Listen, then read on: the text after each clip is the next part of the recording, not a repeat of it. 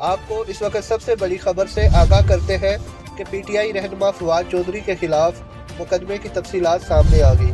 PTI रहनुमा के खिलाफ secretary election commission Umar Hamid की दरख्वास्त पर कार्रवाई की गई। पीटीआई रहनुमा फवाद चौधरी को इस्लामाबाद पुलिस ने लाहौर से रात देर गए ठोकर न्याज बेग के करीब उनकी रिहाइश गाह से गिरफ्तार किया। अब इतलात है कि इस्लामाबाद पुलिस फवाद चौधरी को मोटरवे के जरिए लेकर इस्लामाबाद रवाना हो गई है। फवाद चौधरी के खिलाफ मुकदमात की तफसीलात भी सामने आ गई है। पीटीआई रहनुमा के खिलाफ मुकदमा गुज़श्ता रात थाना कोसार में दर्ज किया गया। फवाद चौधरी के खिलाफ कार्रवाई secretary election commission Umar Hamid की दरख्वास्त पर किया गया। FIR के मुताबिक फवाद चौधरी ने कहा था कि इलेक्शन कमीशन की हैसियत एक मुंशी जैसी हो गई है। जो लोग निगरान हुकूमत में लग रहे हैं उनका सजा होने तक पीछा करेंगे।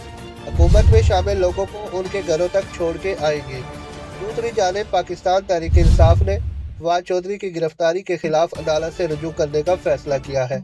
पीटीआई रहनुमा का यह भी कहना था कि पुलिस को दावत देता हूँ कि अगर हिम्मत है तो इमरान खान और मुझे गिरफ्तार करके दिखाए। पूरे पाकिस्तान में एहतजाज होगा, तमाम शहरियों को लॉकडाउन कर देंगे। मज़ीद खबरों के लिए हमारे चैनल को सब्सक्राइब